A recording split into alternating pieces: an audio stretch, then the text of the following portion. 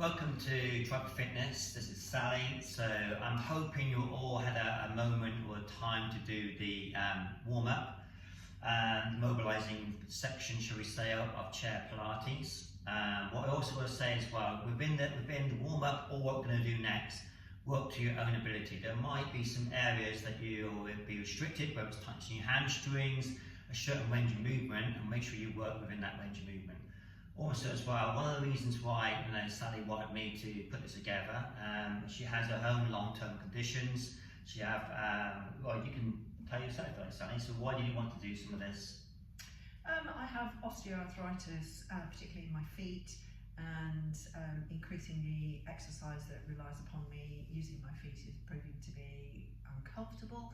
So it's just another option as we get older, particularly in the mornings, as I notice when I get out of bed, my feet are killing me when I start. And so doing this sort of thing will be great as a mobilisation. Brilliant. So now we're moving to the actual components of Chair Pilates. We're going to do just a few stages, so you can then maybe trial some of them and then move into different stages that you want to. So the first one, okay, so I want you to get back in the position you did last time. So remember last time you sat on the edge of your chair. So just show you from the side, so make sure you're sat on the edge of your chair, your legs are shown apart, you're nice and tall, your chest is lifted.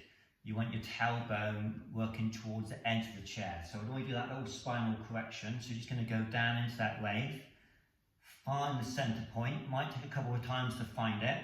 We're looking to the point where your tailbone is, like I said, just sort of touching into the chair. And then I want to create that activation by squeezing your bottom. Okay, you there? Yep. Now from there, I just want you just to extend, so bring your hands, where they are is fine, extend one leg, so you're going to lift one leg off the floor. Now just bring it down to millimetres off the floor, it's in the bent position. And just going to lightly extend that leg, just to your natural range, and then bring it back. Just do that for me. So what Sally's doing is she's stabilising through the core. That is crucial. It's not so much about the exercise, it's about what's going on here. Okay, just lift the chest a bit higher for me. And create that belt-like mechanism around here for support. Okay, yes, we're working on top of the thigh, working onto our quads, okay, but it needs to keep the principles of the Chair Pilates and working that core stability. That is the main factor. Okay, just do a few more of those for me. You're looking at about 10. If you've got osteoarthritis, keep the low reps of 5 to 8. That's it. And then re-stabilise, put that leg down, go all the way down, all the way up again into that spinal roll. Find that centre point again, squeezing your bottom, and then do the same on the other leg.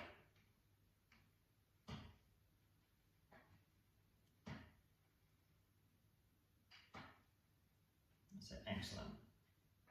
So the key is make sure you keep that knee nice and still, because it is an extension.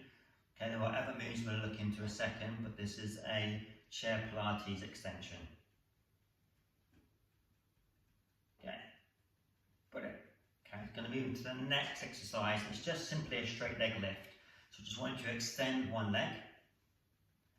Just pop it on the floor with your toe raised up. Same thing, just go all the way down to that spinal wave. Squeeze into your bottom and just simply lift one leg up straight. And then down. Again, you may not be able to lift it as high as Sally's doing here, so you'll lift it within your natural range. This is working again the top of the thigh. Okay, what sometimes happens is when you lift the leg up straight, you start pivoting back. This is most important, brilliant. Just keep yourself nice and upright. Excellent. Just do a few more on that side. So again, 10 reps or 5 to 8 if you're dealing with osteoarthritis. Brilliant, excellent. So now she's really getting into, see her spine's now moving up more effectively already. She's finding the centre a lot quicker. So try and keep that leg as straight as you can.